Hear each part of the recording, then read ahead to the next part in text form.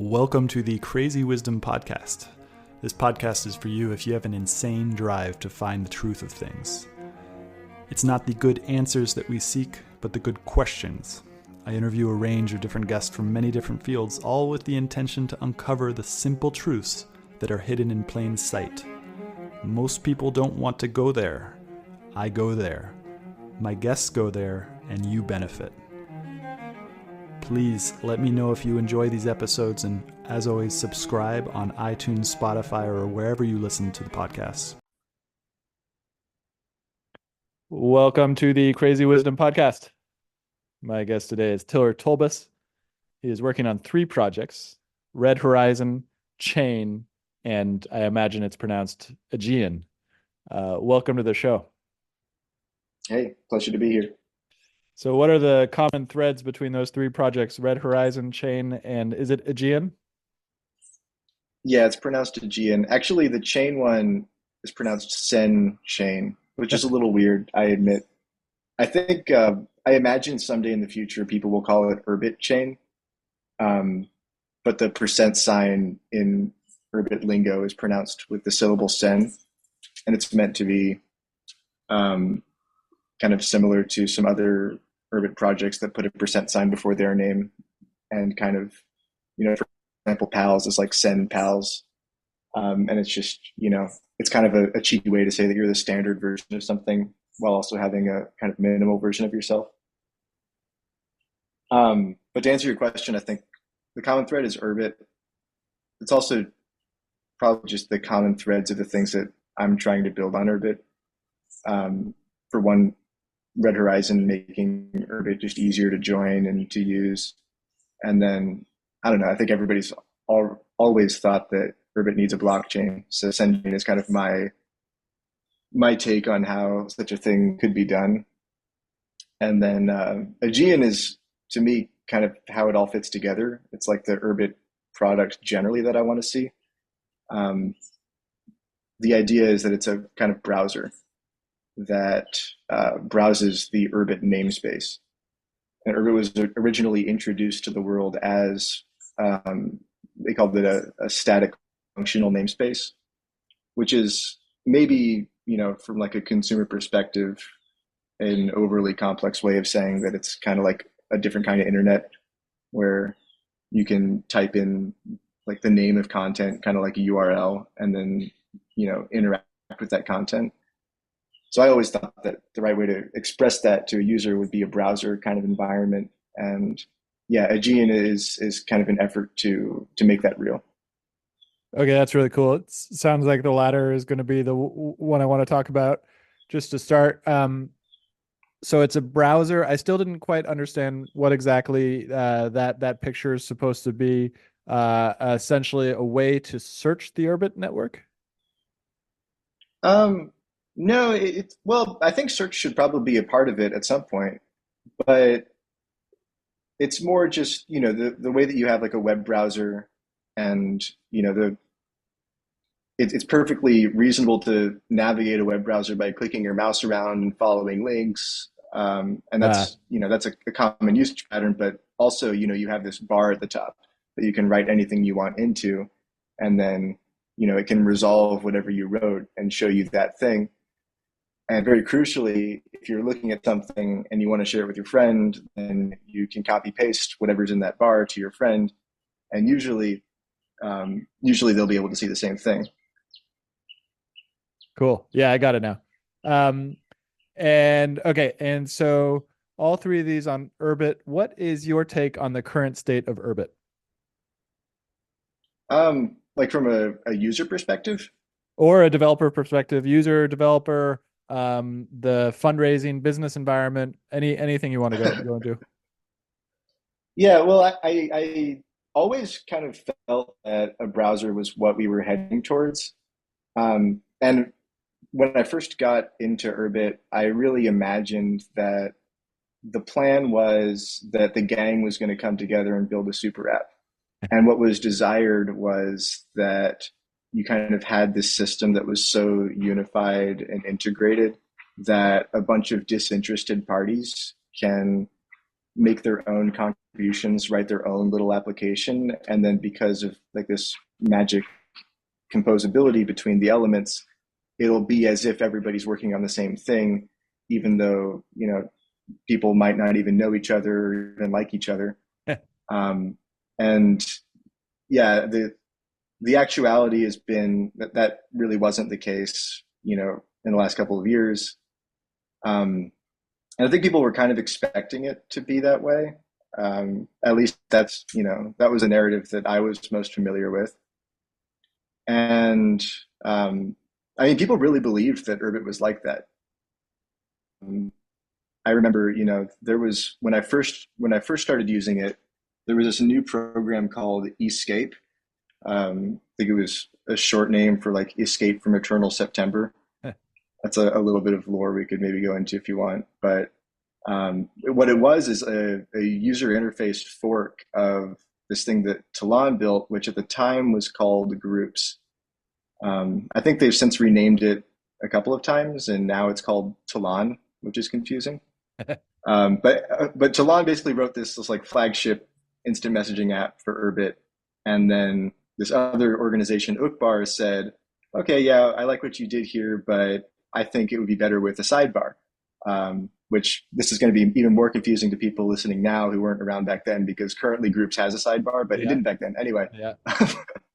Anyway, but what it was is like, okay, so with Urbit, right, because of this magic composability property, you can create a view into somebody else's app that's different. So somebody uses Escape, they're looking at the same data, same DMs, same groups, but you get your sidebar, you get like, it gave you folders that you could organize things into. It had reactions, which again wasn't a part of the product at the time. It is now.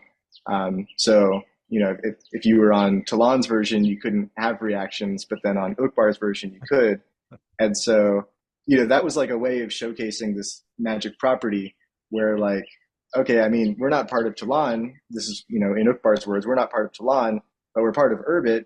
And so if you have Talon's app, you can just use our view into that app. And if you prefer ours, you can have our features on top of theirs. And so that was just one example of like kind of how people believed that that everything was just kind of magically composable and interoperable. But when the rubber hit the road, it really didn't turn out like that. And like, today we have this huge, vast proliferation of apps that don't really work with each other that much. And usually if you do want your app to work with somebody else's app, you have to like go and talk to the dev and have them explain stuff to you. And there's like this directional relationship of like who calls who, and then everybody wants to be like, I'm the more primitive app, so you should put code in your app to call my app instead of me putting my code to call your app. And it ends up getting like a little political. It definitely doesn't work out if people don't actually like each other. And it ends up not being all that different from building outside of Urbit, because, okay, everything's on the same computer, the data looks kind of similar, but you still have this like, the personal relationships between people still get in the way of making things interoperate. And like, you still require that the people you're working with do a good job of, updating their docs and having like a legacy support timeline for their APIs and just all that ugly stuff that we didn't think was going to be a problem for us. Turns out it still is. And yeah, I'm currently a believer that this other magic Urbit buzzword called Shrubbery is going to be the answer to that. And yeah, I think Urbit devs should generally all be building basically the same app.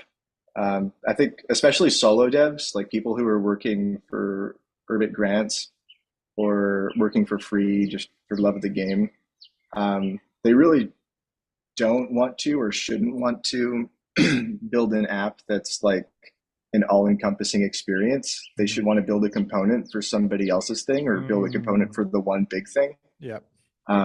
And yeah, the problem is really that they can't. In this the Urbit app framework that is currently standard is called Gall. And so yeah, the way that Gall is designed, you do have some properties. Like I don't want to understate the composability it does have. You can compose pretty nicely, but yeah, it doesn't take it all the way home. it doesn't take it all the way to home to this property that's really desirable, where yeah, disinterested parties working together to build the same thing, without even caring about the existence of the other party. It's just really important. And like, um, I mean, especially today, because Urbit used to be just one organization. It was Talon, and now it's a bunch of disinterested parties, companies, people, teams, dev shops. Um, you really just need to be able to reduce the communication overhead to practically zero, and have, an environment that forces your contributions to be kind of multiplicative. If that's the right word. Mm. Just kind of have everything help everything else automatically without asking. Yeah, it's interesting. I've been at my previous company. There is a economist that the founder loved called Ronald Coase, and Ronald Coase wrote this great paper in 1937 called "The Nature of the Firm," and he started with this question of, in this competitive world, why do people need to group together in a firm rather than why can't they just be each providing, value to the each other person. So it seems like Urbit is now creating the circumstances for centralization to happen, but on a decentralized network, so that there needs to be some sort of centralization. And it also reminds me of a book that I'm reading right now about the fall of the Soviet Union and Mikhail Gorbachev, and having this large centralized system just careening that Stalin had set up, that just starting to totally collapse. And then he made these moves, just like, like, I'm not trying to put down Gorbachev, because anybody stuck in that position would have had this ridiculous time trying to manage this large system that had been set under this charismatic dictator that had just started to collapse, because no one person could manage it. And so then it all just started to collapse as the sort of decentralized capitalist system that is almost biological in nature starts to take over. And these entrepreneurs, who are political entrepreneurs, have started to become in the party.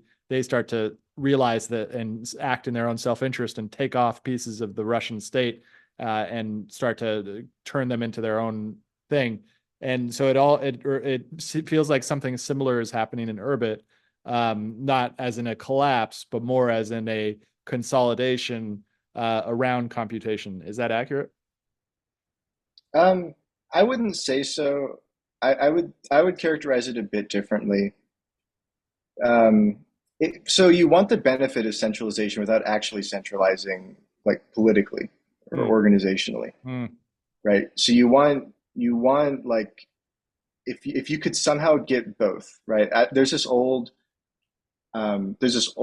essay that's been parodied many times by now, called "The Cathedral and the Bazaar," talking about, how, like, okay, the open source guys, they were very idealistic, starry-eyed. They actually had probably more aggregate technical talent than any other, set of values in tech, uh, and yet, in the market they lost. yeah. It's pretty definitive now. It was definitive back then too. Um, and so, just kind of, the essay analyzes, what are the strengths and weaknesses of, like, having this scrappy community that's motivated by ideals versus kind of command and control architecture. Uh, And yeah, I mean, command and control, vertical integration is really nice, right? Like, I think Apple delivers great products. I think yeah. Microsoft delivers great products. Um, I don't think there's any question that, when you're talking about the market, yeah, companies are great, firms are great. Yeah. I it's But that's not the point. The point is, we would like to have a system that gives us. We don't want command and control, on the face of it. We would like to have, smaller independent organizations that help each other organically. We don't want to, like, set up, especially if it's like digital infrastructure where it actually, like, underlies the way that society organizes. I remember during the COVID days, there were a lot of reasons you simply needed an Android or iOS smartphone. And so that means, like, the government was mandating Yeah. things that kind of Yeah. imply under the hood that you must have a smartphone. So, like, okay, I understand you might want to do that. Maybe the reasons at the time I didn't agree with, but there could be like a real, a real need that everybody has access to some kind of mobile computer. Sure. But okay, in that case, the mobile computer that they're using should not be completely under the control of, a private organization that's, dictated by a CEO. That's just a non-starter, right? That's like, that's very, that's a Mm, dystopia, right? mhm. So, so yeah, we would like to be able to deliver software that works for people and that people enjoy using, that has the potential to, achieve wide adoption without needing to subject it to the control of, an organization that's vertically integrated in that way. And so, yeah, what we're trying to do with Urbit is do that on the level of the system and Yeah. say that, okay, the system is going to provide all of the guarantees and restrictions such that this kind of organic blossoming of everybody helps everybody without like having to all get along works out. And yeah, what we saw in the last few years was that, I mean, there were examples of companies saying they wanted to go their own way, but that wasn't the problem. The problem was that they had to say that, right? The problem was that, if people are thinking in that way, then the system has failed them. Like Uh-huh. the Yeah. system at the bottom level is human social connection and our way of interacting with each other, with like natural language and um, you know just natural negotiation. So anytime that you see people falling back to that mode of communication and organization, then you know that the system has failed you. Yep. It's like the it would be like the system software alternative to, or analogy of, if if you had like a currency and then you looked at the people in your economy and you saw that they were all bartering, you're like, okay, well the currency failed, right? Yeah. It's kind of like that.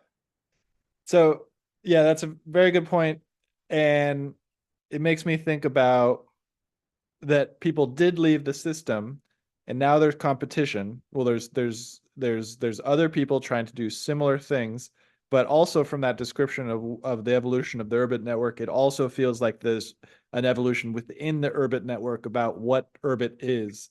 And I think I don't actually that like none of that is a negative to me. All of that is a positive to me because essentially what it means is that people are truth seeking rather than trying to mandate the truth and say this is what it was for, this is now what it's going to be, because that's obviously going to fail, particularly in this internet freedom of information world. Um, and so that's all a positive theme. It feels like people are truth seeking, and in that truth seeking, they are finding the truth as it's being revealed. And so it all makes me think that Urbit is becoming stronger. So instead of the composability that you mentioned, like it doesn't seem like that's actually happening outside of Gaul, but it may happen in Shrubbery. What if outside of composability, what is Urbit doing right now? Like what does it do? What is Urbit for? I would characterize Urbit as basically a social network. Hmm. I would also characterize it as basically a toy. Hmm. Um, so it's considered supposedly a first class computer, but it can only hold up to 8 GB of data. So a lot of first class computer use cases are not really available. Um, and so, yeah, we have this project on the horizon. It's been talked about for a long time called Ares, which should probably be the flagship thing that graduates Urbit from a toy into a real computer. Um, Kind of imagining like a Pinocchio metaphor there somewhere. And then, yeah, I mean that's something that's, I think, it's been about time for a little while now. When I first got involved in Urbit, Ares was going under a different name. It was called New Mars, but I think everybody understood even in those days that Urbit was not serious until the project is completed, and so it's still not completed. So it's worth mentioning that, until the day that it is, until the day that everybody's using it, it should be treated as a toy full of prototypes, and then you can look at those prototypes and use your imagination to figure out what that world is going to look like when it's not a toy, but it still is. And then, yeah, the main use case is social networking. It's considered a personal computer. It can do general computing things. You know, you can use it to take your notes. Um, you can use it to subscribe to RSS feeds. There are lots of little apps that you can use it for, but there's nothing about it that makes it particularly unique from a user perspective outside of the social use cases. So it's the kind of integration between the basic computing use cases and the social network where everybody has an ID and you know how to message them that Got it. that kind of makes it magic. So let's go back to that question of 8 GB of data. It's a toy because it only holds 8 GB of data. As like a layperson, not technical, what does that mean, holding 8 GB of data? Well, it's actually less technically, because if you were to put a movie on Urbit that is like 3 GB of data, it would fall over for reasons that I don't know. We probably don't need to get into. I don't fully understand them myself, but yeah, I mean, imagining that you could put even a 3 GB movie on there. Well, okay, you're not going to put your whole video library on there. And then one thing that you should be able to do with a networked computer, I mean, the first thing I think anybody should think of doing with a personal computer in the cloud that's connected to like a native social network is, okay, I can share my files with my friends, Yeah. right? I can, you know, I can upload my memes folder and then I can right click on my memes folder and say share with this guy. And then, you know, this guy can go and look at them. And yeah, I mean, you can kind of prototype those use cases. You could probably even make them pretty snazzy if you put a lot of legwork into it. But yeah, I mean, your hands are just tied because if a user puts more than 8 GB of stuff in there, then then the whole machine It falls over. collapses. It's So yeah, where is there? Where would people be putting this? Like, is it somebody would put a movie onto the Urbit network and then it would split into everybody's hard drive who's contributing to that Urbit network? Is that no, right? it would live on their own Urbit. It would live on their own Oh, Urbit. Yeah. got it. Got it. Um, yeah, it would live on their own Urbit, and then like, I mean, a user story would be like, okay, so you're in a group chat, and then you upload shrek2.mp4 to your personal file system, and then what if you could right click on shrek2.mp4 and say share with my group chat, and then everybody in that group chat gets a notification. Maybe it's even in the group chat with some kind of embed, and then everybody in there could say download file, and then all of a sudden that same movie is on their Urbits and they can watch it and stream it from their Urbits to their computer. Got it. And that'd be pretty nice. You could do that Yeah. with books, you could do that with memes, you could do that with any kind of file. um, and I mean, you know, I'm kind of old now, but I remember, you know, file sharing before the days of Netflix was actually really cool. I Yeah. remember, you know, when I was like, you know, the fact that I could torrent stuff was like made me uniquely cool among my friends. One day, like overnight, it made me lame because it's actually more slow than using Netflix, and I was apparently a cheapskate. But yeah, I like file sharing, and I think file sharing is still cool. It's just that it's not integrated with everything else. It feels like this kind of, you know, backdoor system that's like separate from, you know, the normal use cases because everything is siloed into these apps developed by big companies. Yeah. So, you know, the normal way to watch a movie is to stream it from a cloud provider. I think the normal way to watch a movie should be to have the file. You know, and I think that's, you know, a bit of an Ooh. outdated take these days. But, Yeah, because but you know, it's like the you will own nothing, and that you will own nothing meme comes from an interesting place, which goes back to an earlier conversation about sort of the developer.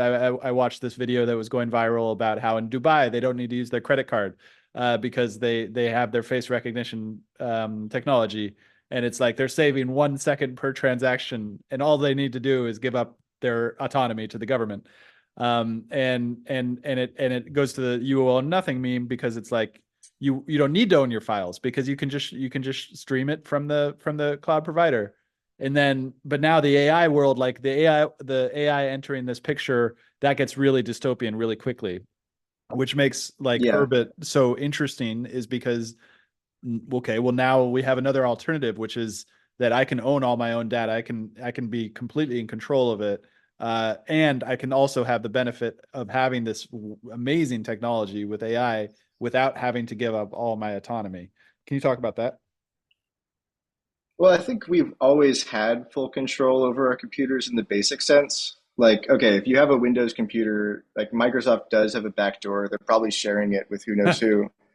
But in principle, like for practical cases, if you're not an enemy of the state, you basically do own your computer. And, if you download a file to it, it is pretty much your file. Yeah. It's more so that if you prefer to operate in that way, where the normal thing to do with computers is to operate on files and share files, and yeah, to own data, that really just puts you out of the loop for the mainstream ways that people use technology. It cuts you out of social circles, basically.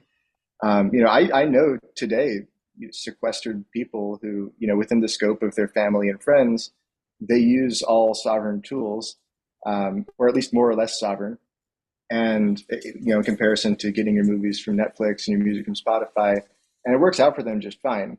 It's just that, you cut yourself off from society if you are committing to a user experience that's not just quite as intuitive as what Megacorps can offer.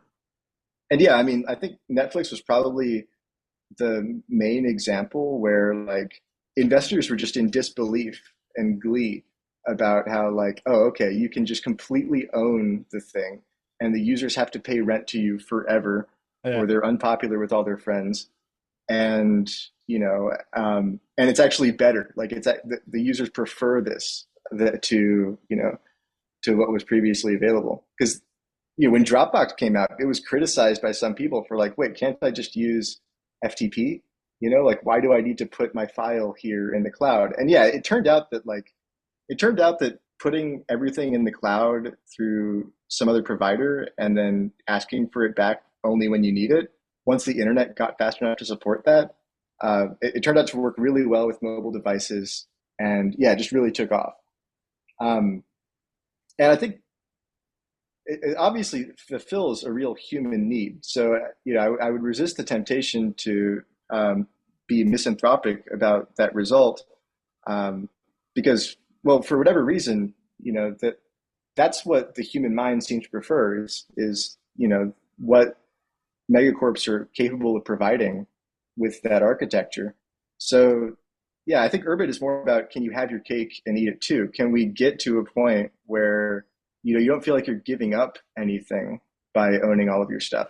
Because yeah, to this day you can still refuse to use Netflix and you can acquire your movies the other way. You don't even have to illegally pirate them. You can go buy DVDs; those still exist. Um, so like, those it's just about being able to integrate owning your things with having a good modern experience. um yeah, so that we just don't want a world in which owning your own stuff is not cool. Yeah, and that's where the social network layer comes in. I was asking somebody a few months ago about what Urbit does that Linux doesn't do, and they gave a great explanation, which is Linux is a single player computation, whereas Urbit does multiplayer computation. And that's why this idea that you've given me about a social network being the primary use case, and then going from a toy into a real thing. Then I would like to talk more about Ares. I remember, I think I interviewed the people who were building Ares years ago, maybe if that's still the same thing. Um, do you know what Ares will do in terms of allowing it to go from a toy of 8 GB of data to something more? Do you know what the search terms are for that? Yeah, it's pretty boring. It's just the size of the pointer. So all of this stuff in Urbit lives at a memory address, and um, Oh, the runtime that we currently use has a 32-bit memory address, which means that okay, one of those bits is reserved, so you get you get 31 bits of memory of addressable memory, so that gives you 2 GB of storage. And then they figured out a neat trick with pointer compression so that you can multiply that to 8 GB. But really, you just want to make the pointer bigger, and that would require re-architecting the whole thing. So there was this other idea for why you would want to re-architect it and make it more performant. And then that same project said, okay, and while we're at it, we'll increase the size of the pointer. Oh, interesting. And that increasing the size of the pointer will allow it to have more than 8 GB of data. Correct. Yeah. Okay. And also make it a lot faster. So, generally improve performance and make things possible that weren't previously possible. Interesting. Okay. And do you know the time frame on that, when that's expected to happen? It's the $1 million question. So unclear. It was supposed to be released already, and honestly irresponsible to say that it was supposed to be released already.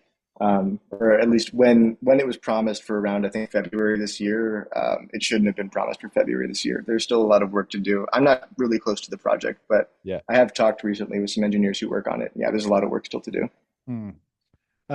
Interesting. Okay, so the Shrubbery thing sounds pretty interesting to go into. Why are you bullish on Shrubbery? Lots and lots of reasons. I think the main thing to drive home is that all discrete data lives at a discrete path. And so it just, things become way more handy when they're addressable, when they have names, especially like relatively human readable names. We're prototyping in the Aegean project, for example, a use case where we have a spreadsheet and you can link a cell in a spreadsheet to any path on Urbit. And that can be data that's local to you, or that could be data that's local to somebody else. Everything lives at a path. So for example, you could have a use case where there's a path that determines if you have a to-do item, whether or not that to-do item is done. And you could have a cell in your spreadsheet that tells you, true or false, whether or not the to-do item is done. And this just applies to, if you have a movie on your Urbit, you could have a cell in your spreadsheet that tells you what the size of that movie is, for example, or maybe even how many people have access to it, or things like that. So very generally, when things need to interoperate with other things, it's just very useful to have a concept of what to call the things they're interoperating with. And yeah, Shrubbery is kind of an application design pattern, or not even design. It's a design system. It's an application system that forces you into this design pattern where everything has a discrete name. And so it just makes interoperability between things a lot easier. Interesting. So it's basically like a way of standardization to make not only the developer experience, but also the user experience better on Urbit? That's a high level way of kind of showing its utility from a developer perspective. I think a lot of the reasons why it's cool go pretty deep technically. And I think you should probably have Liam on the podcast at some point to talk about it, because he does a really good job of kind of giving a layperson's overview of the power of the thing.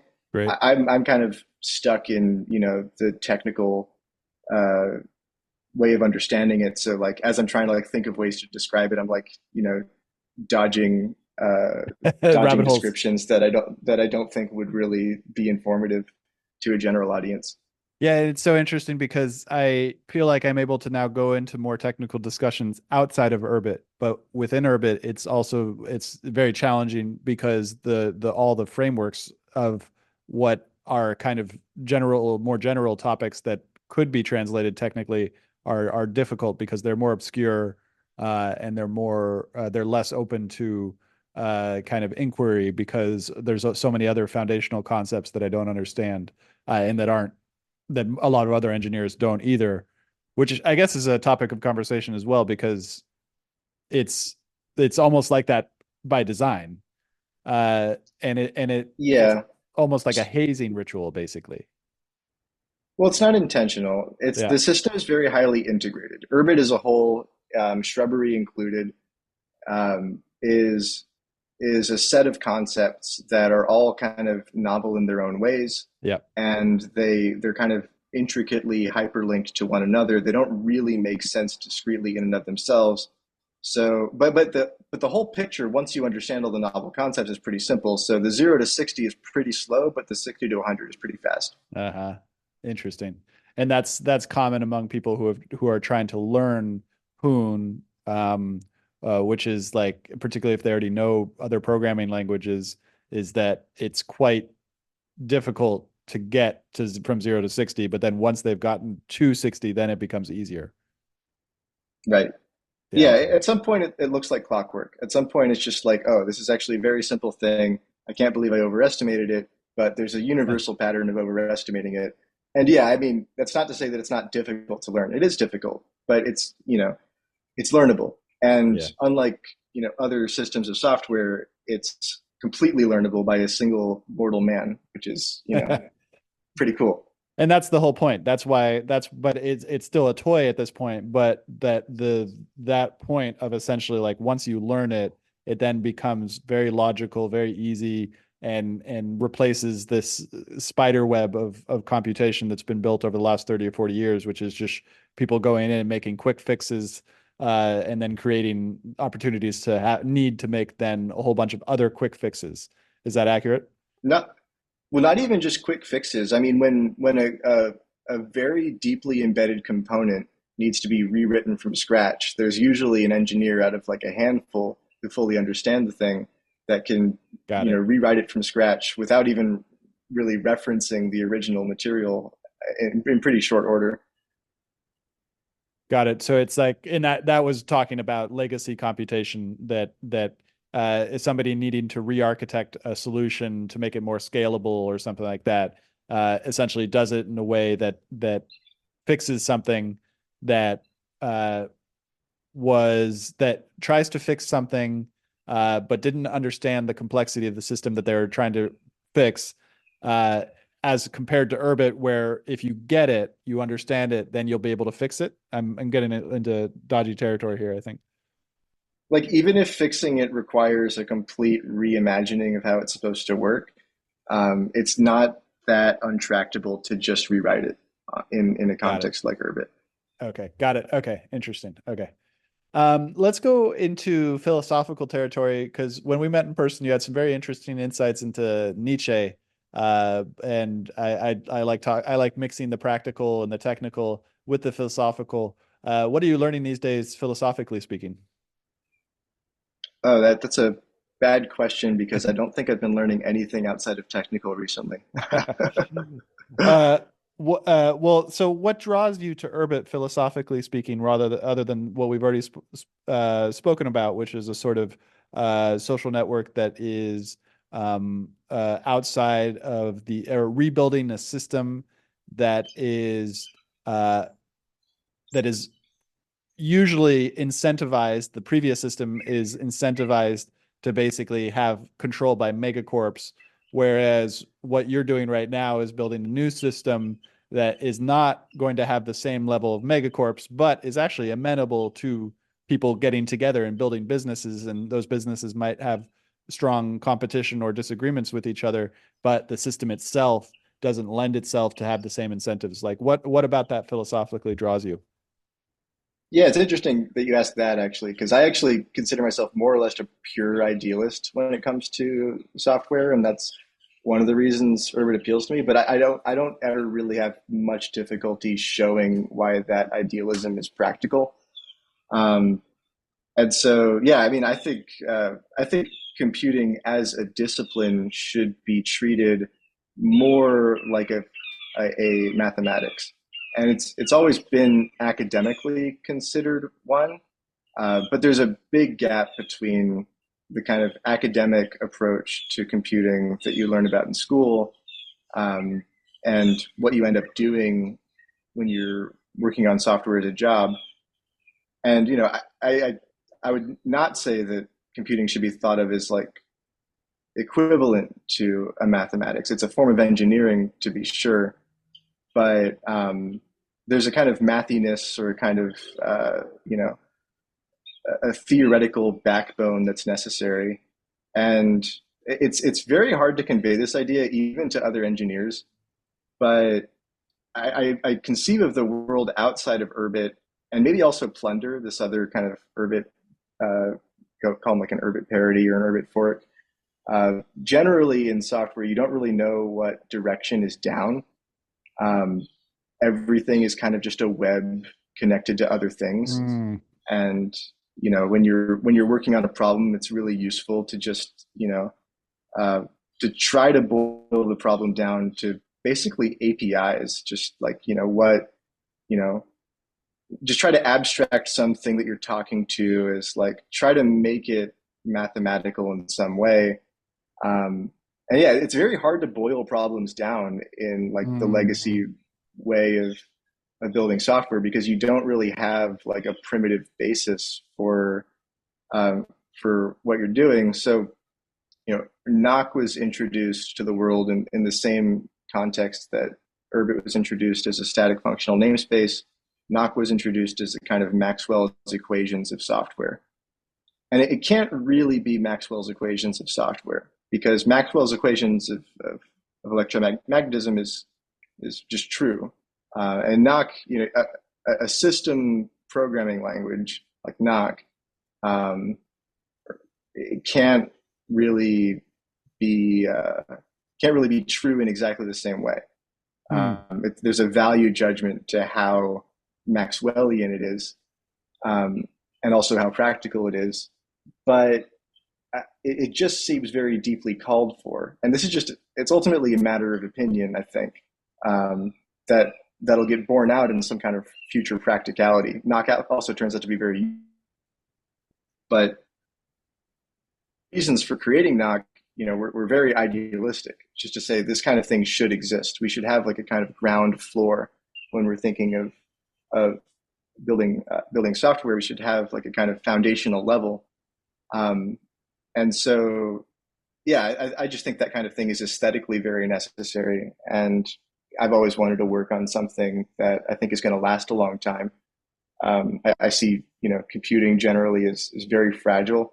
I think the standards that the world of computing is made of are kind of ad hoc in a lot of ways, where it's just like the de facto existence of adoption, the de facto network effects are the reason that things become standards. And so, what's the ground floor of computing as we know it? It's really basically social consensus. And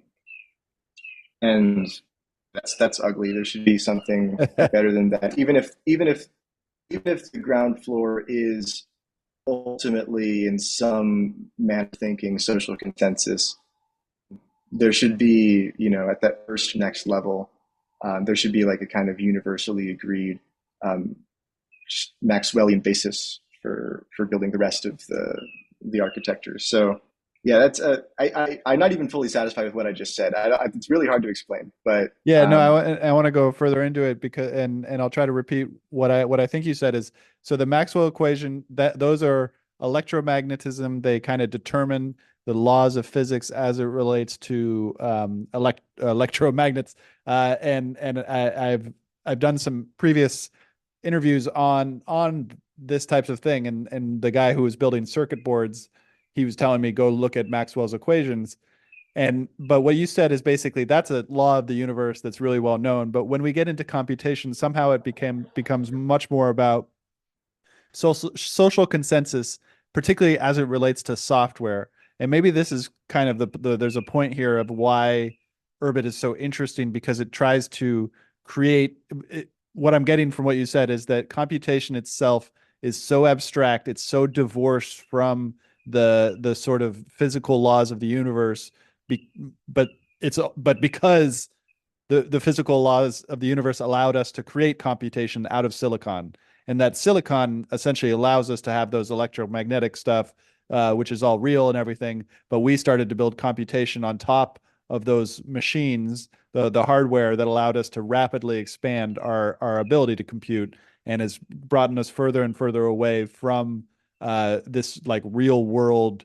I've been reading the book, the Steve Jobs biography, and Steve Jobs was in the 1980s was trying to talk to academics about computation inside of laboratories right before he built the next computer when he got kicked out of Apple. And he was asking the academics like, "Oh, can you use our computers?" And they're like, "No, no, they're too weak. Back in the 1980s, they didn't have enough computation to be useful inside the laboratories. Now they do, and it's because of this sort of abstraction. And we've just been building and building and building in this fantasy land. It's making me think that computation itself creates a sort of fantasy land, which may be why so many people are turning into schizos on Twitter and such. Well, yeah, was that accurate? If not, where are the holes? Um, the whole is that it's not the computer's relationship to the silicon and the electromagnetism that we're trying to abstract over. It's more on like the kind of linguistic front, Hmm. the the Oh, semantics yeah, of interesting. how the computation is performed. So, like, if you take a computer science class, they'll probably have you write some pseudocode, Yep. right? And the pseudocode is intending it to show you like a mathematical relationship between like your logic and the thing that happens. And so Yeah. that's the kind of thing where you want like a very small, concrete, easy to understand um, basis for the semantics of computation, and then how that becomes electrons inside of semiconductors. That's like that's kind of black boxed away, appropriately so, because we don't really know, what the form of like physical computation is going to take. There's an abstract sense of computation that is quite mathy in itself, and yeah, you kind of want to perform that separation. You want to have like an abstract description of the computation that is very mathy, very platonic, and then just leave for some systems engineers the problem of how to make that into real electrons moving. Interesting. So, okay. And so the abstraction is great. The fantasy land of computation is great because it allows us to be sort of abstracted away from the actual electrons moving around. And the systems engineer can go and do that. Uh, and and then how does this relate to Urbit? Yeah, but inside of that fantasy land, you want like a ground floor. You want like Got it. because Okay. all Yep. programming languages are trying to, if they can, prevent the programmer from having to think too much about what the electrons are actually doing. And then the common language of all of those things is the what you call the virtual machine. So knock is like the virtual machine that is kind of trying to position itself as the only virtual machine that you'll ever need. Got it. And that's why Urbit is re-architecting the entire internet, is because the entire internet's just been patchworked together. And so now on top of that internet currently using the cloud, but also with Native Planet, also actually having real hardware that's doing it, you're building a virtual machine that goes back and tries to establish that mathy thing that logic-based thing that you're talking about, that creates a fantasy land of electrons, but it's being built on the It's entire like a internet. fantasy land over electrons, and it's not abnormal either. There's lots of different um, programming languages operate on top of a virtual environment. Like most notably, the browser is a virtual machine. So when you're writing JavaScript, you're assuming very little about the CPU that you're running on. The browser is basically your CPU from your perspective. Uh, JavaScript is your CPU. And so Knock is kind of like that, but rather than JavaScript, which is this very ugly kind of designed by committee sort of thing that was basically written to give a bunch of competing browser operator or browser developers a common way of saying what is an animation, and then it was kind of just papered over 6 times to eventually give you stuff that allows you to even create video games in the browser, and um, crazy fancy animations that impress VCs. Um, yeah, the knock is aiming for a different it's optimizing for different virtues. It's trying to just be as clean and simple as possible, Yeah, interesting. and to eventually just freeze, to never need to be updated. And that's the interesting part about the Kelvin stuff, which I always found very fascinating. I forget who did it. It's probably Ted Blackman, who did this wonderful series and talked about Kelvin versioning, which is instead of infinitely expanding JavaScript over and over and over again and releasing a new update, new update, new update, you kind of start from the principle that there will only be a scarce amount of updates, and at some point you'll freeze the entire thing, and that's the way it is, and that's the way it's always going to be, which is really fascinating because it takes a different perspective on time, and one that is quite valuable, I think, because we're probably going to be computing unless there's an electromagnetic storm or something. We're going to be computing for quite some time, and so it's good to start with that time frame in mind rather than just like, oh, we'll make some fixes here and then we'll make some more fixes there. And is that an accurate representation? Yeah, I mean, so from the idealistic perspective, it's very aesthetically clean to conceive of the ground floor of your software supply chain to be this very simple, clean thing that will never be updated. And then from a practical perspective, if you as a developer want to finish writing a program and then go to the beach because your job is done, you really need all of the dependencies of that software to be guaranteed never to change. Got it. Interesting. That's beautiful. And then, so that's the ideal. For the last 5 minutes, what is in practice? Like, how far away are we from there, from where all these apps, I mean, we talked about the $1 million question already, but like, what will it take for Urbit to get there? Um, well, I think Aries is a big one. It's also the least in my control out of all of them. I just harass the engineers who are working on it every now and then. Just like every other Urbit developer, I tell them, "Come on, man, we need this." Um, what else? I mean, so what I'm working on in particular is I'm trying to showcase that Shrubbery is a really good place to build apps. And Shrubbery is pretty young, and so there's actually it's actually not that easy to work with right now. But I think it is possible to show why it's better. And so we're planning on, fingers crossed, releasing a prototype of what we're currently calling Aegean. I think we may change the name of Aegean's kind of the name for the initiative. So we may change the name of the product by the time it launches. But it should be like a downloadable package that you can get on Urbit and try it out and kind of see like what we're talking about. We say, oh yeah, an Urbit browser. You can browse the network. Everything has a path. I think it'll be a lot more real when people can click around inside of it. And yeah, I mean, to me, the most helpful I can be is to show people that there's a better way than this kind of landscape abstraction that people have been, I don't want to say forced into, but I think people have gotten the impression that it's all that Urbit can do, and it's definitely not true.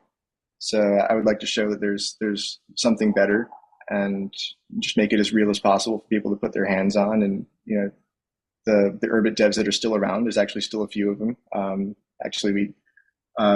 think if you took a total number, we didn't even lose that many in the last couple of years when people started to get frustrated with the composability. And yeah, for the people who are still around, just show them like we can have composability on Urbit. You just have to do it this way, and yeah, just show not tell. Interesting. And where does Red Horizon fit into that? Because that's because my ship crashed like a year ago, maybe a year and a half ago, and I just couldn't get it back up and running. And then it was so interesting to then go through Red Horizon. Someone sent me a link to Red Horizon, and it all worked. It all worked. I just got and I got a new ship, and it's working since, and I haven't had any of the problems I used to have. What is Red Horizon, and is it a dev shop?